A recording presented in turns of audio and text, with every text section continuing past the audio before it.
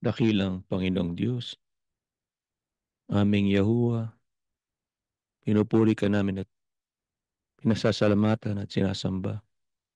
Maraming salamat po sa lahat ng iyong kabutihan sa amin, sa iyong pagmamahal at pag-iingat, at sa patuloy mong pagtiyatsaga sa iyong mga lingkod. Humihingi po kami ng paumanhin sa lahat ng aming mga pagkukulang. Kami po ay nagmamakaawa sa iyo. Muli mo po kaming tanggapin. Linisin ang aming mga puso at gawin kaming karapat-dapat sa aming ginagawang paglilingkod at pagsamba sa iyo. Naamin po namin, Ama, hindi po kami naging karapat-dapat. Kami po ay nakagawa ng mga pagkukulang sa iyo. Kaya po humihingi kami na pagtiyagaan ba po kami at tanggapin. At sa amin pong gagawing pagsamba, pakibuksan ang aming kaisipan at aming puso.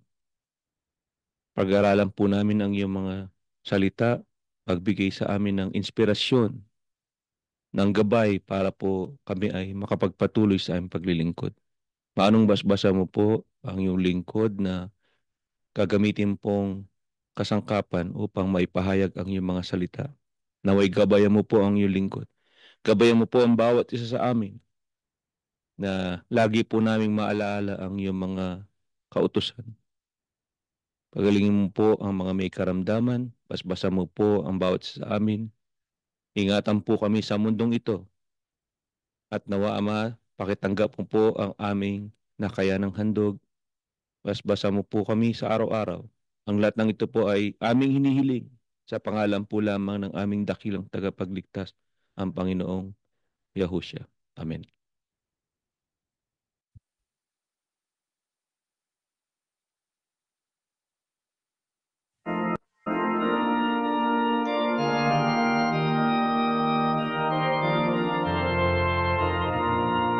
Harap ang ating kaligtasan, o naway ating dinggin. Ihayag na may kagalakan ang mga naiyakuan.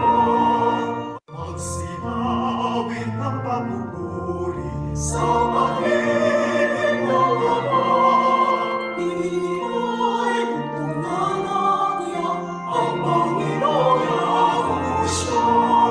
At ngayon'y ating ingatan ang pagpapalaya dakila. Pagkat sa kasalingan upang siya ay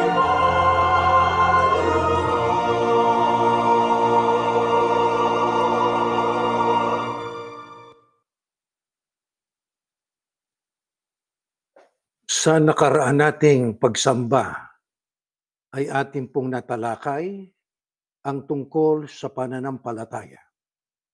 Ang pananampalataya ay tungkol sa mga bagay na hindi natin nakikita, hindi pa nangyayari, at ito ang nagbibigay sa atin ng pag-asa, lalo na tayo na mga tagasunod ng ating Panginoong Yahushua. Habang naglalakbay tayo at ang mundo'y patanda, ay lalong dumarami ang iba't ibang mga pangyayaring dumarating sa buhay ng tao na kung saan kailangan nating mataglay ang isang matatag na pananampalataya. Kung bakit? Sapagkat kung mahina ang ating pananampalataya, baka tayo ay maiwan sa daan ng ating paglalakbay. Baka yung ating pinasimulan na mabuti ay magwakas sa kabiguan. Kaya mahalaga po ng ating pong pananampalataya ay maging matibay, maging matatag sa ating pong paninindigan sa panig ng Panginoon Diyos, ano pa man po ang mangyari. Ang pananampalataya ng isang tao ay nasusubukan po yan kapag ang tinatanong ay paksa na ay tungkol po sa, kung tawagin natin ay pagtatanong tungkol sa katotohanan. Kapag ang ating taglay na pananampalataya ay nakabatay sa katotohanan, asahan natin, marami po ang mga pagsubok na darating sa buhay po natin. Mga iba't ibang pangyayari at iba't ibang mga hilahil na maaring sumubok sa ating taglay na pananampalataya. Pero ang katotohanan ay nananatili na tayo anuman ang mangyari, sa mamatay man o sa mabuhay, ano pa man ang dumating sa buhay natin, walang pag-aalinlangan, hindi tayo nagdadalawang isip, magpapatuloy tayo sa ating paninindigan, sa panig ng Diyos, mananalig tayo, tataglayin po natin ang isang matibay, matatag na pananampalataya. Alam niyo, sa aklat po ng isang apostol ng pangalay si Judas Tadeo, ay may maraming mga katotohanan tayong mapag-aaralan doon kaugnay ng ating pananampalataya.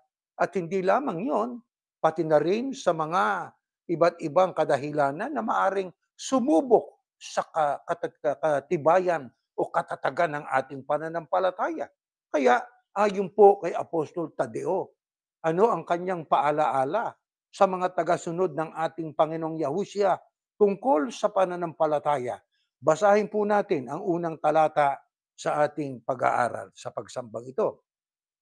Dito sa aklat ng Judas Tadeo, ang sabi, si Judas na alipin ni Yahushua Kristo at kapatid ni Santiago, sa mga tinawag na minamahal ng Diyos Ama at iniingatan para kay Yahushua Kristo, ang kaawaan, kapayapaan at pag-ibig ay pasaganain nawa sa inyo, mga minamahal, samantalang ako'y lubusang nagsisikap na sumulat sa inyo tungkol sa ating iisang kaligtasan, natagpuan kong kailangang sumulat upang himukin kayo na ipaglaban ang pananampalataya na minsanang ibinigay sa mga banal, sapagkat may ilang taong nakapasok ng lihim, ang mga yon ay matagal nang itinalaga sa kahatulang ito.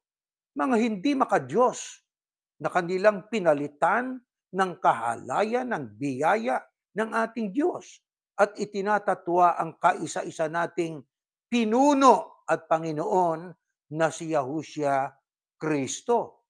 Itong ating binasa ay pahayag po ni Judas Tadeo. Ano ang kanyang pahayag sa mga alagad? Ang sabi ng ating binasa, pahayag ni Tadeong apostol ng ating Panginoong Yahushua, ang kaawaan ng wika, kapayapaan at pag-ibig, pasaganain nawa sa inyo. Ang panawagan pa niya, mga minamahal, samantalang ako'y lubusang nagsisikap na sumulat sa inyo tungkol sa iisang kaligtasan, natagpuan ko ang wika, sabi ni Santiago, ni Judas, ibig ko sabihin, kung kailang sumulat upang himukin kayo na ipaglaban ang pananampalataya na minsanang ibinigay sa mga banal. Mga kapatid, ang panawagan ni Judas Tadeo sa mga unang tagasunod ng ating Panginoong Yahushua noon, maging sa ating panahon, ipaglaban natin ang ating pananampalataya. Minsanan nating tinanggap po yan. Kailan natin tinanggap yan? Nang maunawaan natin yung katotohanan. Sumampalataya tayo. Pero bago tayo sumampalataya, sinuri ho natin hanggang sa ating mayakap ang katotohanan nakasalig sa kalooban ng Panginoon Diyos. Bakit ang sabi niya? Dapat ay ipaglaban ng pananampalataya sapagkat may malaking dahilan. Ano po yon? May ilang tao ang wikang nakapasok ng lihim. Kaya sa ating samahan, maging noong panahong tayo'y nandun pa sa institusyon, may mga nakapasok na mga taong talagang may lihim na hangarin, di po ba? Siguro mayroon silang mga vested interest, mayroon silang makasariling layunin. Na ang sabi diyan ni Tadeo, ang mga yun ay matagal nang itinalaga sa kahatulang ito. Mga hindi makadiyos. Maaring madinig natin sa bibig ng mga taong yun na sila'y nananalangin sa Diyos, sila'y para bang makadiyos. Pero ang sabi diyan, mga hindi makadiyos yan na kanilang pinalitan ng kahalayan ng biyaya ng ating Diyos. Pinalitan. Anong kanilang pinalitan? Yung biyaya ng ating Diyos. Ano yon? Yung mga salita ng Diyos, biyaya, pagkain ng ating kaluluwa, pinalitan ng kahalayan. Hindi ba mahalay na ating palitan ang salita ng Diyos ng iyong sariling gusto at iyon ang ituturo mo sa mga tao? Yan ay babala ni Tadeo. At ang sabi pa diyan, itinatatwa ang kaisa-isa nating pinuno at Panginoon na sa Yahushua Kristo. Kaya natupad po talaga ito eh. Kaya pagdating sa Iglesia Katolika Romana, yung Papa, ang tawag ay Bikaryo, kapalit ng Kristo. Itinatwa ang Kristo eh. Meron namang relihiyon ang sabi, siya daw ay anak ng Diyos. Itinatawa ang Kristo. Inaakunan niya, kinuhanan niya yung titulong Begotten Son of God. Meron namang iba na siya daw ang tagapamahalang pangkalahatan, yun ay titulong sa Kristo lamang ibinigay ng ating Panginoon Diyos na si Yahuwah. Itinatatwa. Ano ibig sabihin? Itinatakwil ang pinuno natin, ang Panginoong Yahushua, ang Kristo. Sa makatwid, mga mahal na kapatid, tungkulin nating ipaglaban ang ating pananampalataya. May ibinabala itong si Tadeo na marami po ang darating na pagsubok. Ang isa na nga po diyan ay ang tungkol sa pagbangon ng mga taong papasok ng lihim. Sa ibang talata ng Biblia po yan, ayon kay Pablo, ganito nakasulat sa Galacia 1:6-9. Itong kaugnay na pahayag ng Apostol Pablo. Ako'y namamangha na napakabilis ninyong iniwan siya na tumawag sa inyo sa biyaya ni Kristo o ng Kristo at bumaling kayo sa ibang ebanghelyo. Hindi sa may ibang ebanghelyo, kundi merong ilan na nanggugulo sa inyo at nagnanais na baluktutin ang ebanghelyo ni Kristo o ng Kristo. Subalit kahit kami o isang anghel mula sa langit ang mangaral sa inyo ng ebanghelyo na iba sa aming ipinangaral sa inyo, ay hayaan siyang sumpain. Gaya ng aming sinabi nung una, at muli kong sinasabi ngayon, kung ang sino man ay mangaral sa inyo ng ebanghelyo na iba kaysa inyong tinanggap na, ay hayaan siyang sumpain. Kaugnay ng sinabi ni Tadeo, ano naman ang pahayag ng Apostol Pablo? Nang sabi niya, may mga, sabi ni Tadeo kanina, may pumasok ng lihim eh. Itinatwa ang Panginoon. Alam niyo dyan sa sinabi ng Apostol Pablo, ay namamangha siya. Bakit? Yung ibang mga tagasunod ng Kristo ay napakabilis na iniwan. Sino? Ang ating Panginoong Yahushua. Sa paanong paraan? Abay, hindi na sumunod sa aral ng ating Panginoong Yahushua. Anong ginawa? Bumaling sa ibang ebanghelyo.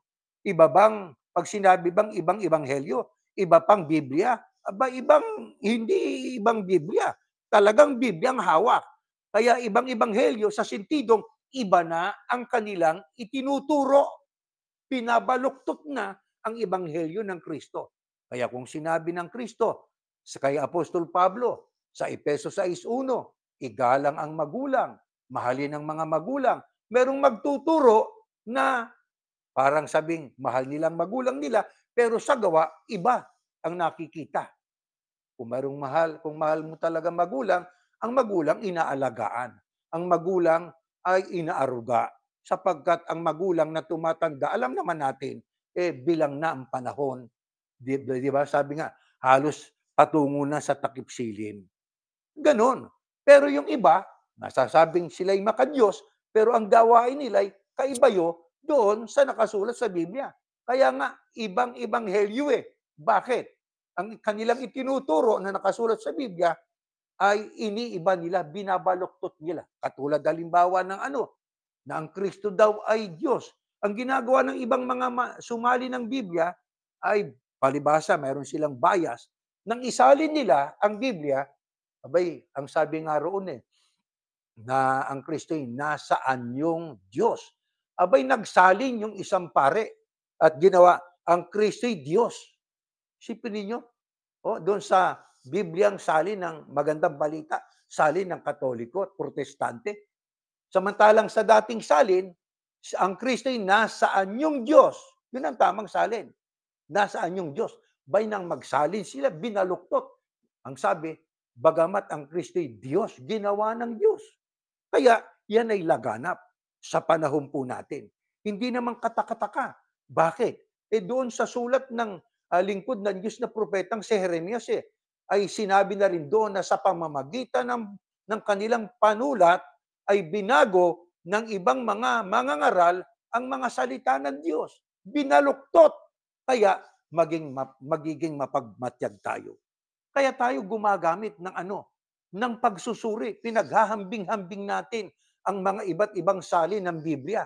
At atin po na iniuugnay sa mga iba't ibang mga talata ng Biblia kung walang kontradiksyon. Ang iba po, sa totoo lang po maraming ginawa silang pagsasalin na nagdulot ng kontradiksyon sa pananaw at pag-iisip ng maraming tao. Kaya kung hindi tayo mag-uusisa ng gusto, kung hindi tayo magsusuri ng gusto talaga, tayo maililigaw nitong mga ito.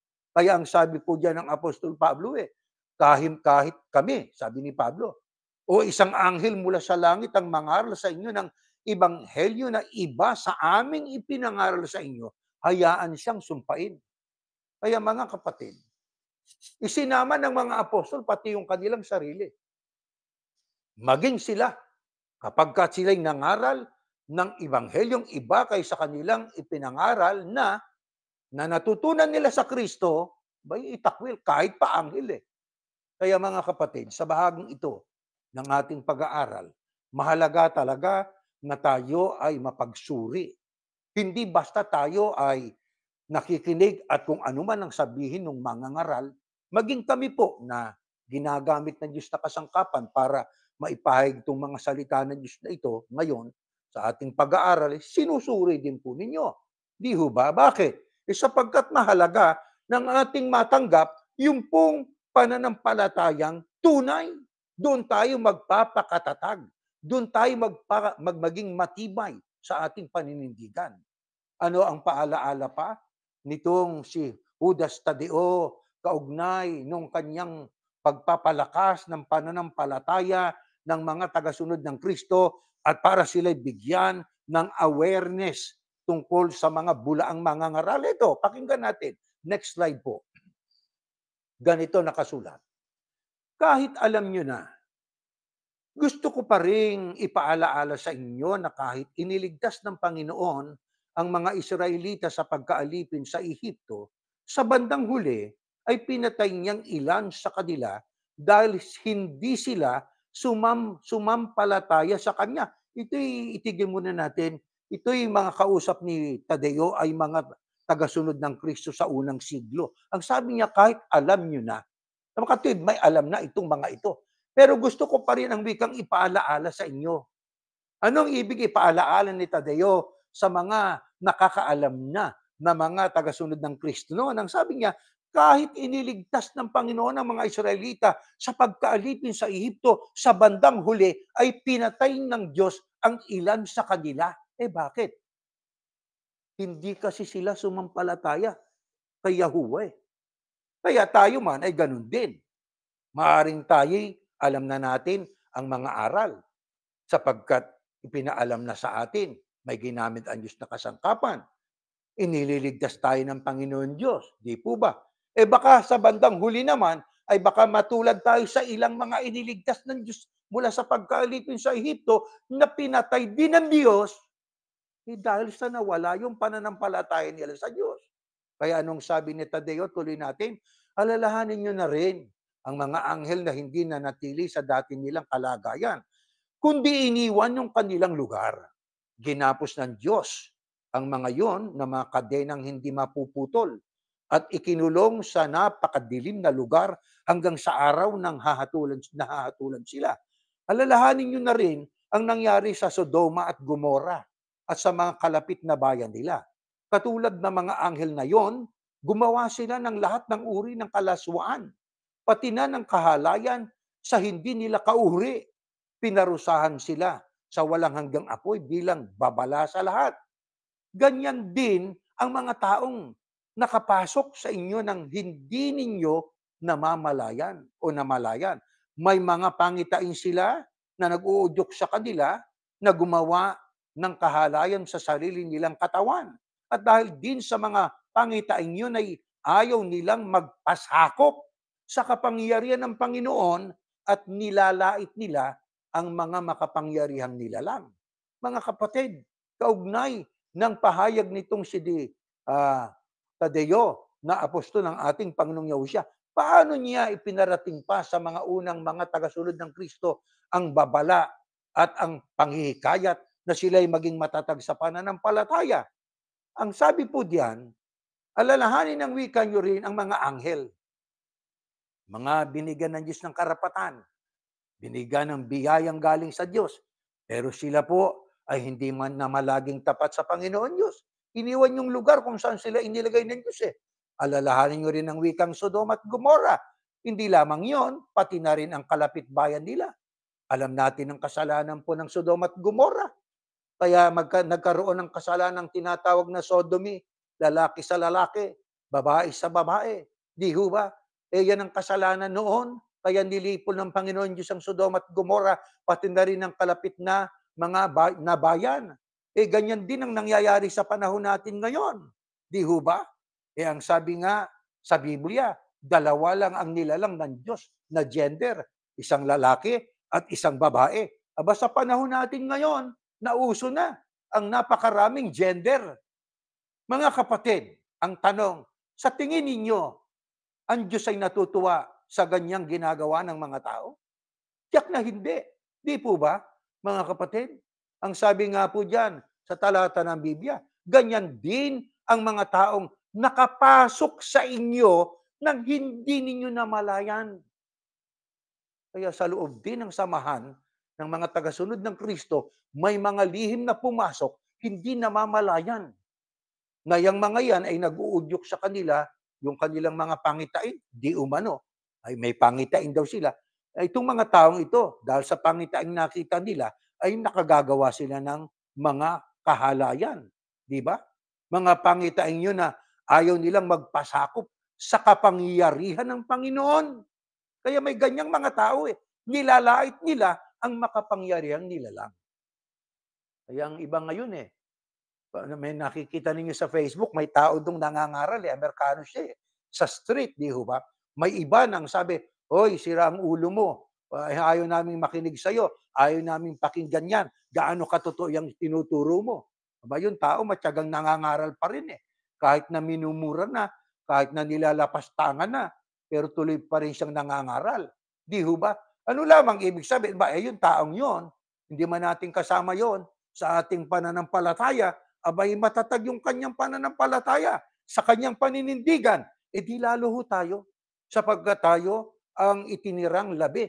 Tayo ang kabilang sa very small remnant of the daughter of Zion at tayong dapat nakakitaan ng Diyos ng isang matibay, matatag na pananampalataya at matalino na pag-iisip para atin pong makilala kung sino ang mga pumasok ng lihim sa atin pong sinasampalataya ng samahan.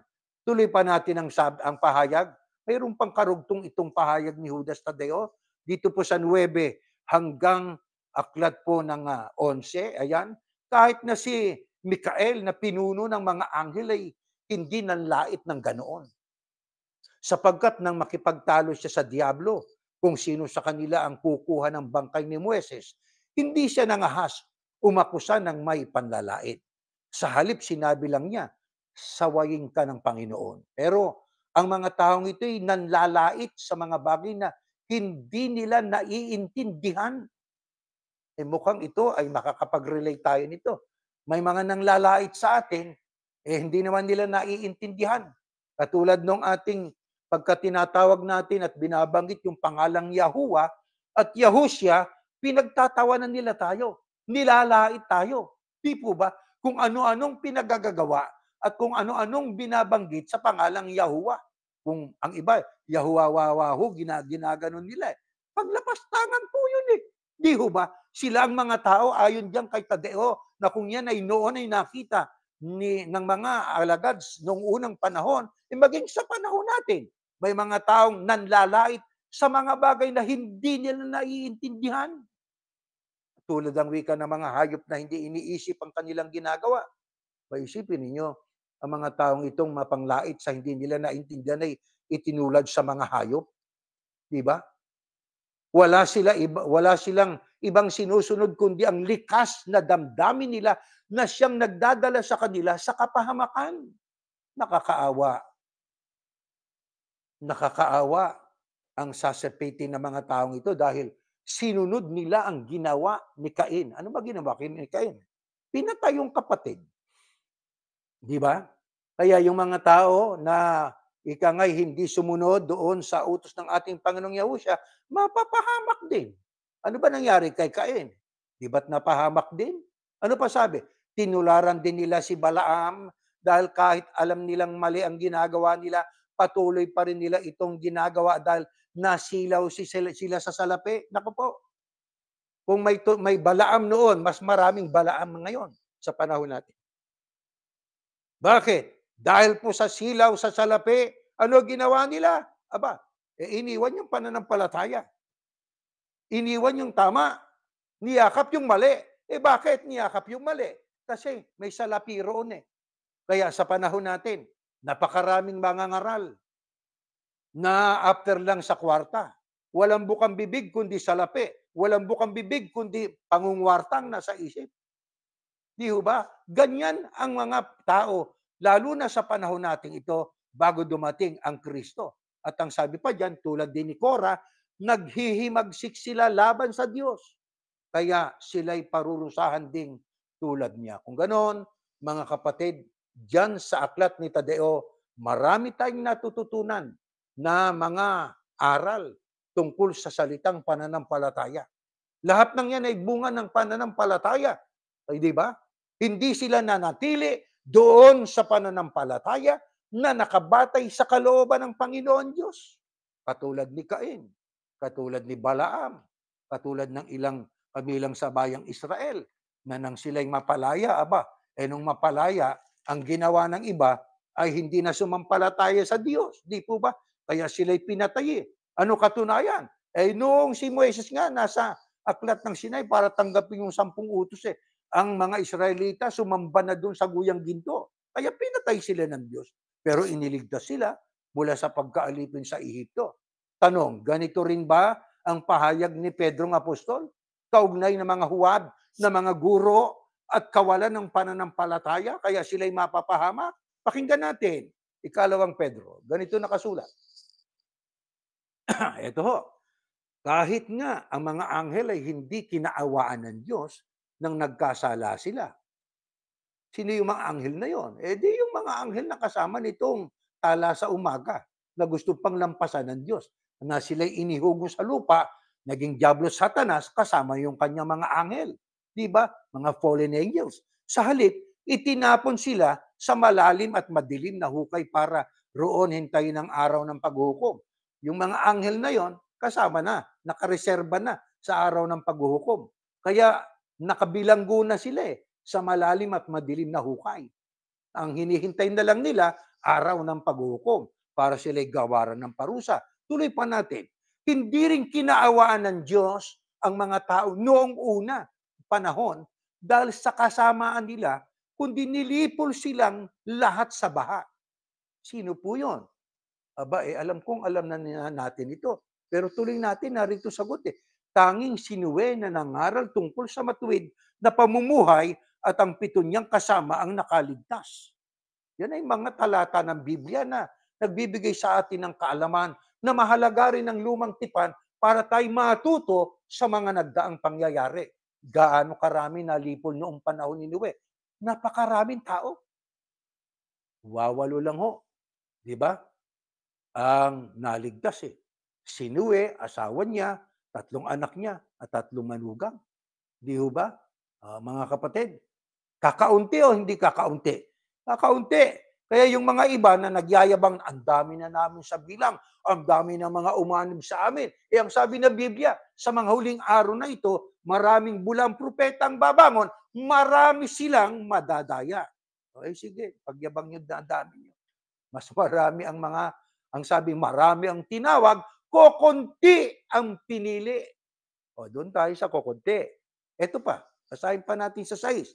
Hinatulan din ng Diyos ang mga lungsod ng Sodom at Gomora. Inulit lang ni Pedro. Katunayan ng Biblia, iisa lang talaga ang pumatnubay, ang Espiritu ng Panginoon Diyos. Di po ba? Binanggit ni Pedro ang binanggit ni Tadeo kanina. Dahil sa kasamaan nila at sinunog ang mga tao. Isipin ninyo, kamatayan yon. Kagimbal-gimbal, buhay ka, sinunog ka. Naku po, ang tindi nun. Para ipakita ang mangyayari sa masasama. Sa makatwid may aral. Ano yung aral na ating makukuha diyan sa nangyari sa Sodom at Gomora? Pagka tayo ay hindi sumunod sa kalooban ng Diyos, pagka hindi natin tinaglay ang isang matatag na pananampalataya sa Diyos, matutulad tayo sa mga taong buhay na sinunog. Kaya ang sabi, para ipakita ang mangyayari sa masasama. Kaya masama talaga ang maging masama sa harap ng Diyos Maaring tayo masama sa harap ng ibang tao, huwag lang sa Diyos. Di po ba? Ngayon, ito pa. Pero iniligtas ng Diyos si Lot, isang taong matuwid na nababahala sa malaswang pamumuhay ng mga tao. Ang iniligtas ay si Lot. Kasama itong kanyang pamilya. Di po ba? Bakit? Isang taong matuwid. Paano magiging matuwid ang tao? Ang sabi po sa ibang talata ng Biblia, ang taong matuwid yung sumusunod sa kalooban ng Diyos. Yung sumasampalataya. Si Lot, hindi niya nakita ang Diyos Pero nang siya utusang gumawa ng daong, teka muna, sinuwi pala yun. Si Lot ang ibig kong sabihin, mga kapatid, baguhin natin tong ating pag-uusap. Ang ibig kong sabihin, ang sinuwi, ang naligtas sa banggunaw. Yan, tinalakay natin. Pero itong si Lot na ito, pamangkin ito ni Abraham, na ito ang tumahan sa Sodom at Gomora, na doon marami ang mga taong nilipol ang Panginoon Diyos dahil sa kasamaan. Ilan ang naligtas nga po dyan? Imbis na 4, naging 3. Bakit? Sapagkat itong si Lot, mga kapatid, pinatakas na ng Diyos. Di ba? Kasama itong kanyang asawa. Ano pangalan ng kanyang asawa? Hindi ko alam. Siguro maaaring tawagin natin si Mrs. Lot. Di po ba? At 2 niyang anak. Hila-hila na mga anghel. Ang bilin, at dapat nilang sampalatayanan at sundin, huwag lilingon. Ang nangyari dito sa asawa nitong si Lot, lumingon. Ano ibig sabihin? Nawalan siya ng pananampalataya at pananalig sa sinabi ng Diyos sa pamamagitan ng anghel. Ano nangyari? Napabuti? Hindi. Naging haliging asin. Kaya huwag nating tularan. Pag sinabi ng Diyos, ito gawin natin, gawin natin. Huwag na tayong mag-aatubili. Huwag na tayong mag-doubt. Huwag na tayong magdalawang isip. Gawin natin, mga kapatid. Lalo sa panahong ito, mga kapatid, hindi gawang birong nangyayari. Sabi nga po, isang maling desisyon resulta sa Third World War. Posible po yan. Posibleng mangyari. Nakasulat sa Biblia. Tingnan nyo nangyayari ngayon sa iba't ibang mga pinuno ng mga bansa. Ano pa?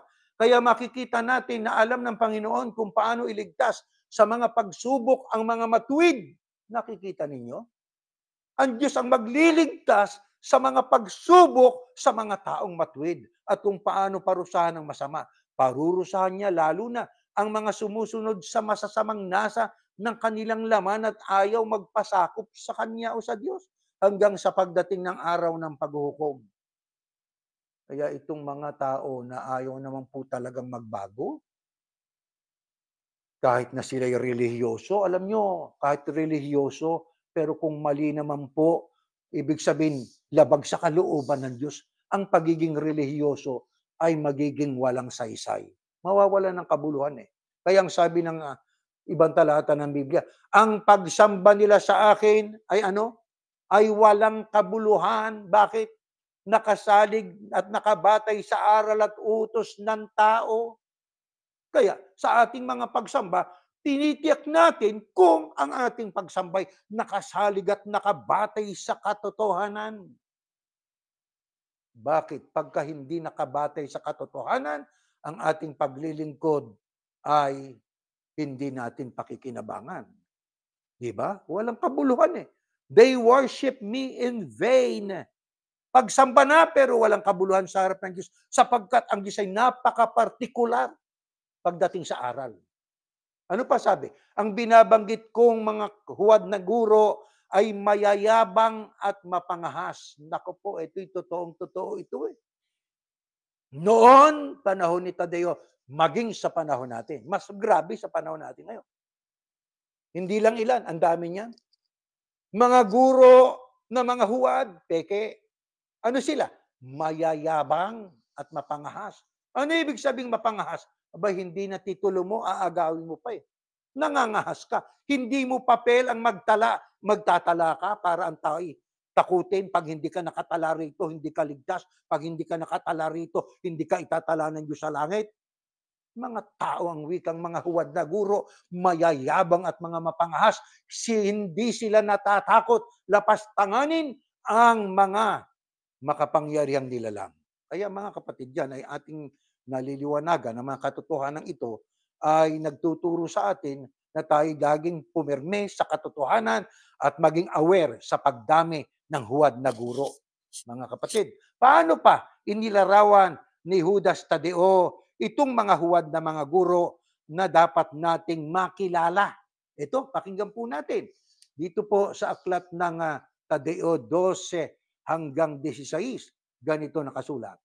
Ang mga taong ito'y nakakasira sa pagsasalo-salo ninyo bilang magkakapatid sa Panginoon. Tatandaan natin yan. Mga troublemaker mga ito, nasisira yung samahan natin sa magkakapatid sa Panginoon eh. Bakit? Huwad kasi, di ba? Ang mga tanging habol nila'y kumain at uminom. O sa mga kapatid, itong mga huwad na guro, ito'y mga tungkol lang sa kanilang sariling tiyan ang hinahabol nila. Sariling pakinabal lang habol nila. Kaya naglilingkod sila. Hindi sila nahihiya sa ginagawa nila. Ano ibig sabihin niyan? Mga makakapal na ang kanilang pakiramdam. Wala nang hiya di ba? Wala silang iniisip kundi ang kanilang sarili. Nako, totoo po ito, mga kapatid. Sige, kayo ay pumunta ron, basta ako'y narito lang sa bahay. Ay sarili niya, di ba? Ang tamang leader ng isang samahan na relihiyoso, nangunguna, hindi na sa huli. Ang sabi nga, ang isang masigasig at matapang na leader ay hindi nagtatago sa likuran ng kanyang mga kasundaluhan, kumbaga sa isang sundalo, di ba? Ang leader ay nasa harapan. Ganyan din pagdating sa relihiyon. Di po ba? Ang leader ay nasa harapan. Payapa man o panganib man ang kanilang kakaharapin, nasa harapan. Pero kumot sila'y huwad. Ano ang sabi? Wala silang iniisip kundi ang kanilang sarili. Di ba? Kaya basta kayo, di baling mapahama kayo, ako'y wag lang, pati pamilya ko. Ito pa, para silang mga ulap na tinatangay ng hangin pero wala namang dalang ulan. Matutuwa ba kayo doon sa ulap na inaasahan ng mga magsasaka na tinangay ng hangin pero wala naman dalang ulan? Ibig sabihin, wala kang mapapala. Diyan itinulad. Sino? Itong mga bulang mga guro, walang silbi. Ano pa? Para rin silang mga punong kahoy na walang bunga sa kapanahunan nito. Naku po, matutuwa ka ba doon sa itinanim mong punong kahoy? na nang lumaki at lumago ay wala namang bunga, ay baka putulin mo yon. Binunot pati ang ugat at talagang patay at talagang patay na. Ayun, binubunot yung mga walang silbi ng mga punong kahoy. Patayin yan, lagariin yan, at gawin na lang na dingding o kaya sa sahig. Di ba? Walang silbi. Ganyan itinulad ang mga guro ng mga huwad. At kung paanong nakikita ang bula ng malalakas na alon sa dagat, nakikita rin ang mga gawa nilang kahiyahiya. Totoo noon yan. Totoo rin lalo sa panahon natin ngayon. Nagsagawa sila ng mga rally. Nangyari bang hinihingi nila? Hindi. Bakit? Sapagkat naging kahiyahiya sila eh. Bakit nga? Ba't ka nakikialam dyan? Ang sabi sa ibang talata ng Biblia, ang mga lingkod ng Diyos sa lahat ng panahon ay maging mapanalanginin. Ano man ang kailangan nila, kailangan ay sa dalangin, idaan. Huwag yung ipakita mo para kang malaking puwersa. Alam nyo, kaya hinahikayat ng mga apostol ng mga unang mga tagasunod ng Kristo na manalangin para pagka nangyari ang hinihingi, ang kapurihan ay mapunta sa Diyos. Itong mga nagrarally, pagka nangyari yon, ang kanilang hinihingi, hindi silang pupurin. Sabihin ng mga tao, sumama na tayo sa samahang yan. Kasi pag sila'y nagrally, pinakikinggan eh. O diba? Kaya silang sikat na wala ng kapurihan para sa Diyos. Napunta na sa kanila. Kaya yung mga namumuno ron, nakataas yung kilikili. Parang may mansana sa kilikili. Bakit? Tinanggap na yung kapurihan eh. Pero ano naging nangyari sa kanilang ginagawa? Naging kahiya-hiya. Bakit? Tuloy yung impeachment eh. O di ba? Ba't natin tinutumbok ito sa ganong pangyayari? Yan ang totoo kasi. Kung totoo ang sinabi noon ni Tadeo na mga taong mga gurong, mga huwad, sila'y kahiya-hiya, itong mga ito kahiya-hiya din. Nangyari din sa kanila eh. Ito pa, para rin silang mga ligaw na bituin.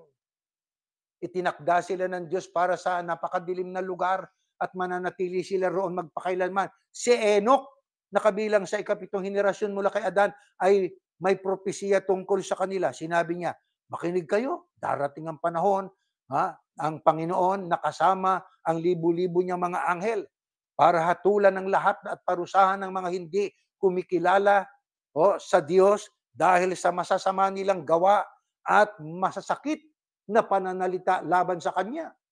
Ang mga taong ito na sumasalungat sa katotohanan ay mareklamo, mapagpuna, at ang tanging sinusunod ay ang masasamang hangarin nila. Mayabang sila sa kanilang pananalita at nililinlang nila ang mga tao para makuha ang gusto nila. Nako, hindi na kailangan paliwanag yan. Nililinlang nila ang mga tao para makuha ang gusto nila. Kesyo, pagka ikaw ang wika, ay nagpasakop ng lubos sa kanilang leader, ikaw ang wika'y pagpapalain. Ayun, nakatatak sa utak yon ng mga miyembro. Kaya anuman ang sabihin ng kanilang leader, sunod ng sunod sila. Kahit na mali. Alam nyo ang mali, pag nakasanayan na, naging totoo na. Diba? Pero tayo iba. Tayo ay kabilang sa mga taong mapagsuri. Kailan nangyari po ito? Nang mangyari na tayo ipinili na mula sa mga tinawag.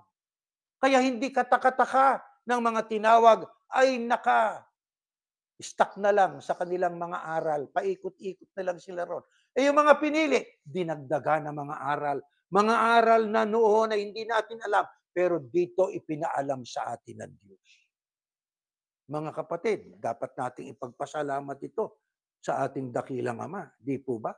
Kaugnay nitong ating pinag-aaralang pahayag ni Tadeo, pahayag ni Pablo, pahayag ni Pedro tungkol sa pananampalataya na maging matibay tayo, tungkol sa mga huwad na mga guro. Ano naman ang pahayag ng ating Panginoong Yahusya? Isinulat ni Mateo. Pakinggan natin. Ganito nakasulat. Mateo 7.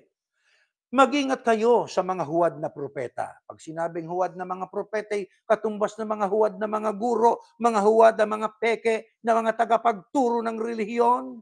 Lumalapit sila sa inyo na parang mga maamong tupa, pero ang totoo tulad sila ng mga gutom na lobo. Di ba, ang aamo, mapupo. O kung magsalita, akala mo'y anong amo. Yung pala naman ay lobong maninila. Gutom na gutom. Sino sinisila? Aba, yung mga tupa. Kaya, mga kapatid, ang sabi nga doon sa ibang salin ng Biblia, di ba, pagka ikaw'y nagbigay sa kanila, masaya sila. Pagka hindi ka nagbigay sa kanila, magdideklar sila ng digmaan. Aba, yan ang mga huwad na guro. Kaya, sa relihiyong yan, may mga tanong pa. Uy, pasalamat pala natin, ano? O sinong top notcher? Ayun. Aba, ito yung mga top notcher, oh. Ito, isipin nyo, nagkaroon na ng kompetisyon pagdating sa mga paghahandog.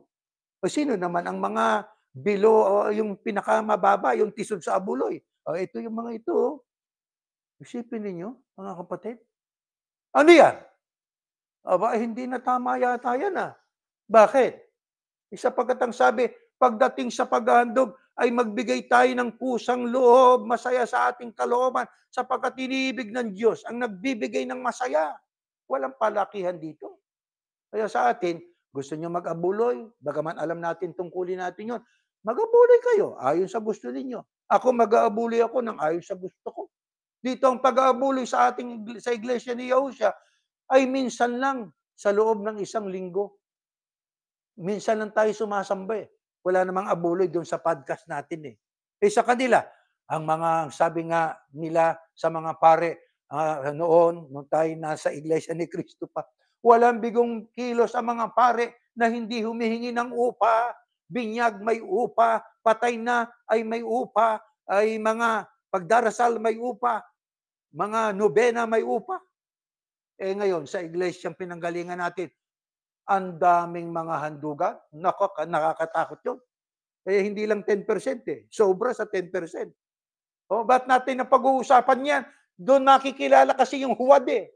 Yung peke na mga tagapagturo na ayon sa Biblia ay mag-ingat kayo sa mga huwad na mga propeta. Gutom na gutom yung mga yan, walang kabusugan. Ano pa? Makikilala nyo sila sa kanilang mga gawa. Totoo yon. Ang matitinik na halaman ay hindi namumunga ng ubas o igos. Ang mabuting puno ay namumunga ng mabuting bunga. At ang masamang puno ay namumunga ng masama.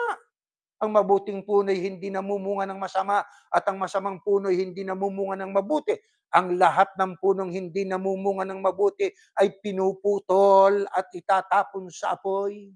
Sino ang itinulad dyan sa mga punong masama? Di yung mga huwad. Yung mga manlilinlang na mga mangangaral. Kung ang mga manlilinlang na mangangaral ay nangaral at ang mga tao ay sumampalataya, manlilinlang, sumampalataya ka sa manlilinlang, di kasama ka ng manlilinlang.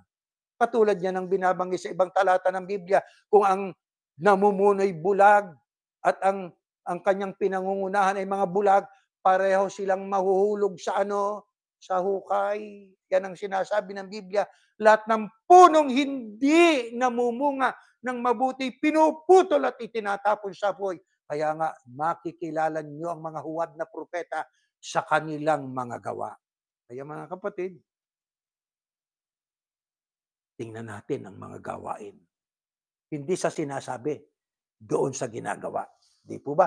Ano paalaala ni Tadeo sa mga tagasunod ng Kristo sa panahong ito, lalo na ito, pakinggan natin sa ilang mga talata pa sa ating pag-aaral. Judas 17:23. Ganito nakasulat.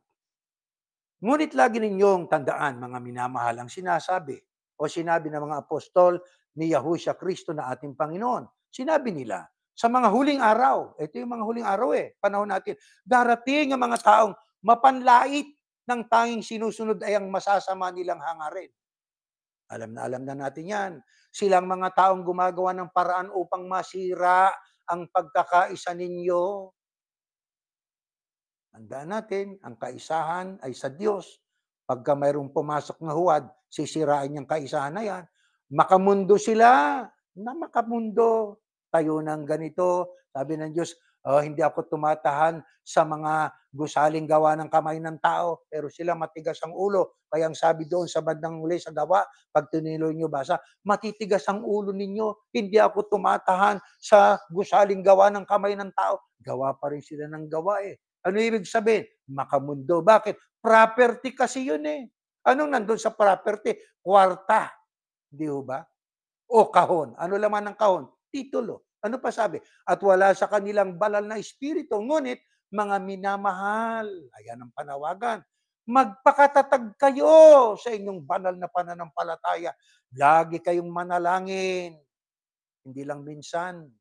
Lalo sa panahong ito, mga kapatid. Ang sabi, lagi kayong manalangin sa tulong ng banal na espiritu. Manatili kayo sa pag-ibig ng Diyos. Doon tayo manatili, mga kapatid, sa pagmamahal ng Panginoon Diyos habang hinihintay ninyo ang buhay na walang hanggan na ibibigay ng ating Panginoong Yahushua Kristo dahil sa awa niya sa atin. Kaya tayo, nabubuhay, nagtatrabaho, kailangan yon. Tayo po ay inaalagaan natin ang pamilya natin. Meron tayong bahay, masama naman yung homeless. Di ba? Nagpipili tayo makabayad ng ating bills, pero ang priority sa ating pagiging iglesia ni Yahushua, ang pag-ibig sa Panginoon Diyos, ang pagmamahal sa Panginoong Diyos, at ang pananalangin sa Kanya. Habang hinihintay ang wika ninyo, ang buhay na walang hanggan na ibibigay ng Panginoong Yahushua sa awa niya sa atin. Maawa kayo sa mga nag-aalinlangan. Kaya yung mga nag-aalinlangan, kaawaan natin. Huwag tayo magalit. Magtiyaga tayo, mga kapatid. Huwag nating ipagdamdam kung may mga iba na hanggang ngayon nag-aalinlangan.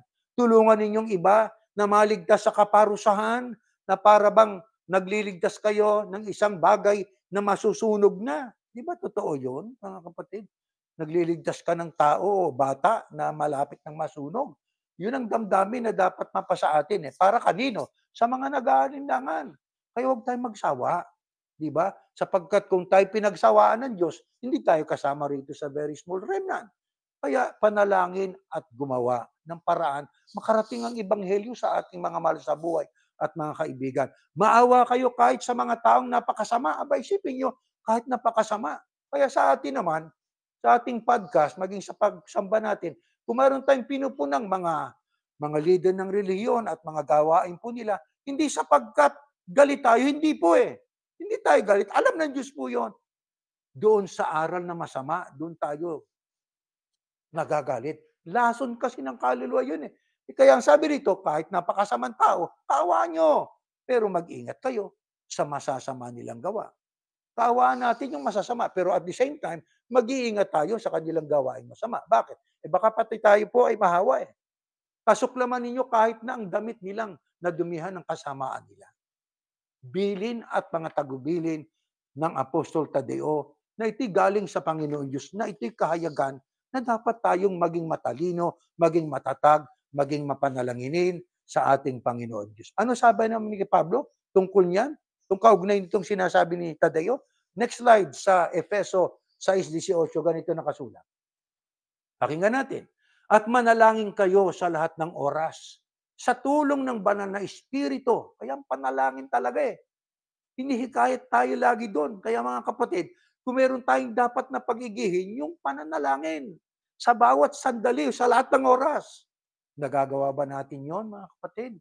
Bago manalangin, kung tayo nakasubo na, nakalimot sa sobrang gutom, ay pwede pa tayong manalangin, Ama, pasensya na.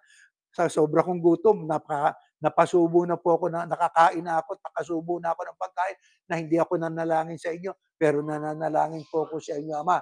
Basbasan niyo pong pagkain ito, etc., etc. Di ba? Ipanalangin yung lahat na dapat ipanalangin. Sino ba dapat ipanalangin? Lahat ng tao. Pinuno ng mga bansa, mga nasa kapangyarihan, mga taong mayayaman. Baka kasi magamit nila sa masama yung kanilang kapangyarihan eh. Kaya dapat ipanalangin. Huwag kayong magpabaya. Patuloy kayong manalangin lalo na para sa lahat ng mga pinabanal. Kung ating ipinapanalangin ang lahat ng tao, di lalo na ang mga pinabanal. Sino mga pinabanal? Yung tinubos, yung nakinabang sa dugo ng Kristo. Kailan ang kaligtasan ng mga pinabanal? Hindi sa araw ng paghuhukom, hindi. Ang kanilang kaligtasan ay sa araw ng rapture o pag-agaw, pagpapakita ng Kristo sa alapaap, hindi siya bababa, sasalubong sila sa Kristo. Kaya mga kapatid, lagi nating isama sa panalangin ang mga mahal nating kapatid. Hindi man natin sila nakikita, hindi man po tayo nagkita ng personal, di po ba? Kapagkat ang mga kapatid nagkalat naman sa iba't ibang lugar, pero sa pamamagitan po ng ating pong taglay na iisang espiritu, para na rin tayo nagkikita. Di ho ba? Ano pa ho ang pahayag na konklusyon itong si Tadeo sa kanyang sulat? Ito ang kanyang pangwakas na pahayag Pakinggan natin. Sa hangarin niyang ang mga tagasunod ng Kristo maging matatag sa pananampalataya at maging malapit sa Diyos. Itong sabi, Tadeo, sa Judas Tadeo 1:24. Pakinggan natin ito, mga kapatid. At ngayon, purihin natin ang Diyos. Siya na makakapag-ingat sa inyo upang hindi kayo magkasala at makakapagdala sa inyo sa kanyang harapan ng walang kapintasan at may lubos na kagalakan. Siya lang, papansinin natin, siya lang ang Diyos at ating tagapagligtas sa pamamagitan ng ating Panginoong Yahushua Kristo. Sa kanyang kapurihan, karangalan, kadakilaan at kapangyarihan mula pa nung una hanggang ngayon, magpakailanman. Amen. Ano ang pangwakas na pahayag nitong si Tadeo sa kanyang sulat sa Kapitulo 1, ang kapurihan ng Diyos. Siya lang ang ating Diyos at tagapagligtas sa pamamagitan ng ating Panginoong Yahushua sa kanyang kapurihan, karangalan, kadakilaan, kapangyarihan mula nung una hanggang ngayon, magpakailanman. Kaya kung tayo hinikayat na maging aware sa paglaganap ng mga huwad ng mga guro, nagpupunla ng maling pananampalataya, sumisira sa kaisahan ng mga sumusunod kay Yahushua, at maging aware tayo sa pagsunod sa utos ng Diyos, mga kapatid. Ang lahat ng yan ay para sa ating kabutihan, manatili tayo sa ganyang mga aral, panawagan sa atin, mga mahal na kapatid. Paano po itinuro ng Apostol Pablo ang kahayagan na ang kanyang hangarin din ay katulad nitong kay Tadeo para sa mga alagad ng Kristo. Next slide. Ganito nakasulat, mga kapatid. Roma 16:25. Purihin natin ang Diyos, pareho, na siyang makakapagpatibay sa pananampalataya ninyo ayon sa magandang balita na ipinangaral ko sa inyo. Di ba? Purihin ang Ama. Karangal at kapurihan ay sa Diyos. Ang magandang balita tungkol kay Yahushua Kristo inilihim ng matagal na panahon. Isipin yung tungkol sa Kristo inilihim ng matagal na panahon. Pero ipinahayag na ngayon sa pamamagitan ng mga isinulat ng mga propeta. Ito'y ayon sa utos ng walang kamatayang Diyos. Parang lahat ng tao ay sumampalataya at sumunod sa Kanya. Purihin natin ang Diyos na tanging nakakaalam ng lahat. Purihin natin siya magpakailanman sa pamamagitan ni Yahushua ang Kristo. Amen. Nakita nyo ang diwa ng mga apostol? Hinikayat ang mga alagad maging aware sa paglaganap ng huwad ng mga guro. Kaya tayo ay mga beryanong kaisipan natin Nagsisiyasa tayo, hindi basta tayo naniniwala. Hindi lamang yan, hinikayat tayo maging mapanalanginin sa Panginoon Diyos, maging matatag sa ating pananampalataya, at ang lahat ay para sa kapurihan at kaluwalhatian ng ating Ama na nasa langit. Alam ninyo, mga mahal na kapatid, sa ibang mga talata po ng Biblia ay atin pong mababasa ang mga salita ng Diyos na ito ay nagbibigay sa atin ng babala. Na alam nyo, pag binasa natin sa aklat po ng Mateo sa 24:13, ang sabi, but the one who endures to the end will be saved. Ang siyang manatili hanggang wakas ang maliligtas. Sino yung makakapanatiling tagasunod ng Kristo hanggang wakas? Yung may matibay na pananampalataya, mga kapatid. Yung matatag na pananampalataya, ang mapanalanginin at ang pinupuri ang nasa isip niyang kapurihan lahat ng Diyos. Yun ang makakapagpatuloy hanggang wakas. Ang sabi, pagka nangyari na ano pang mangyayari at darating na yung kaligtasan natin. And this gospel of the kingdom will be proclaimed throughout the whole world as a testimony to all nations, and then the end will come. Kasunod noong sinasabing siyang manatili hanggang wakas, maliligtas, sapagkat yun ang matibay at matatag. Ang sabi ng Ebanghelyo, pag naipangaral na ang kaharian ng Diyos sa buong sanglibutan, darating na ang wakas. Diyan tayo maging matibay sa pag-asang yan. Kung mayroon tayong dapat na patatagin, patibayin ang ating kaugnayan sa Diyos, ang ating pananampalataya, ang ating pagiging mapanalanginin, mga mahal na kapatid. Yan ay manggagaling sa ating puso pag may pag-ibig tayo sa Diyos. Sabi nga ng Apostol Pablo, ano ang mga bagay, meron bang makapagpahiwalay sa atin sa pag-ibig ng Diyos na kay Kristo Yahushua? Wala. Kahit kamatay ng wika, kahit kagutom, kahubaran, tabak, ibang nilalang, ay hindi makapaghihiwalay sa atin sa pag-ibig ng Diyos na nasa kay Kristo Yahushua. Kaya may matibay na pag-ibig sa Ama. Ano man ang mangyari. Siguro hirap na, pero nangungunyapit sa pananampalataya na may kalakip na panalangin, Ama, huwag mo kaming pababayaan. Huwag niyo po kaming kalilimutan, Ama, sa panahon ng aming pong pagharap sa matinding pagsubok at kahirapan. Huwag mo po kaming iiwan. Hindi namin kayang mag-isa. Pagka ganon, ibig lang sabihin ng ating pag-asa nakasalalay sa magagawa ng Ama. Nawa, basbasan tayo ng Diyos, tumayo kayo at tayo mananalangin. Ama namin Diyos, sa iyo ay amin pong ibinabalik ang kapurihan. Habang aming pinag-aaralan ang iyong mga salita, Ama, damang-dama namin kung gaano mo kami kamahal, sapagkat kami po ay sumasampalataya. Kabilang kami sa mga anak mong pinili mo mula sa mga tinawag. Alam din namin, marami kang tatawagin, pero kakaunti ang pipiliin mo. Kabilang na kami sa mga mapagsuri, mga anak mong bukas ang pag-iisip, hindi mapaghatol. Kung kami man, Panginoon, sa pag-aaral namin, nababanggit namin ang ibang mga pangangaral at mga tagapangaral. Hindi sapagkat hindi namin sila mahal. Yun nga ang kahayagan ng aming pagmamahal sa kanila. Ang iparating ang gusto mo, hindi ang gusto namin. Kaya aming hinihiling sa iyo, pakibasbasan mo po ang lahat ng tao, maging ang mga taong nangunguna sa iba't ibang relihiyon. Kaawaan mo, sana harapin nilang totoo. Matuto silang yumakap sa iyong mga aral. At itong aming sama-samang sampalatayanan. Sa ibabaw ng lahat, pinapanalangin namin ang kabuuan ng mga anak mong tagasunod ng iyong bugtong na anak. Kaming sama-samang kakaunti sa bilang, pero malakas kami sapagkat nandiyan ka.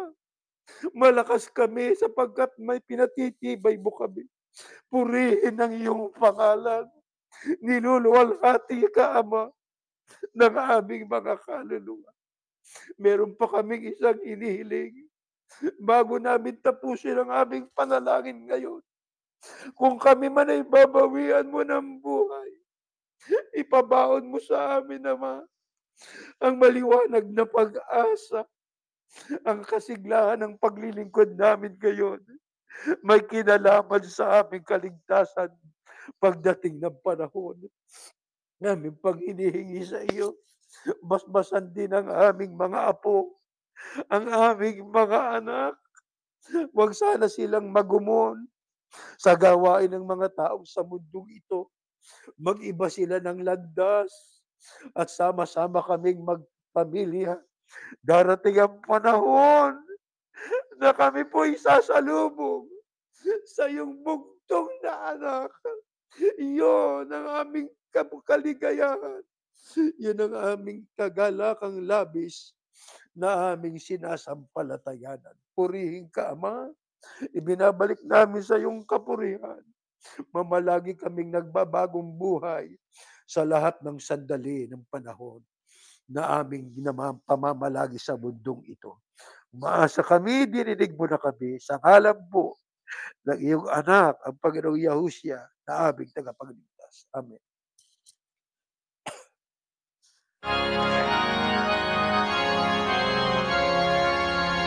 Purihin si Yahuwah sa Espiritu Banal. Ihayag ang kanyang kabutihan sa pangalan ni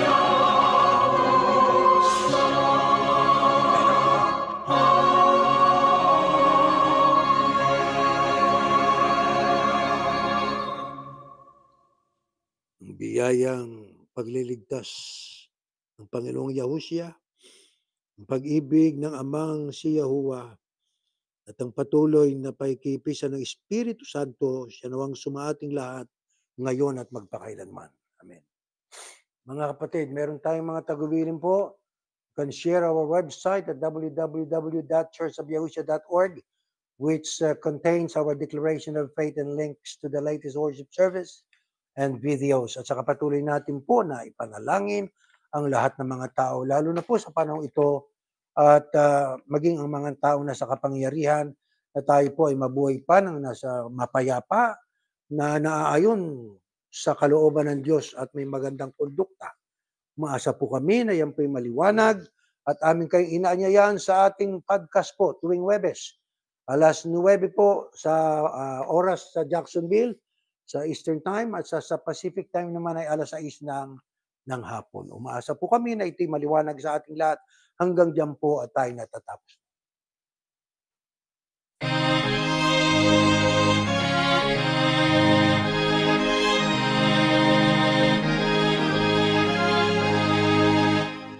Sa puso natin ang aral ng Diyos Yahuwah at maging matatag. Pagkatyak na darating araw ng paghuhukom o kaya siya'y tingin mga labing ang iglesia. Ipagtanggol ang katwiran gamit ang sandal.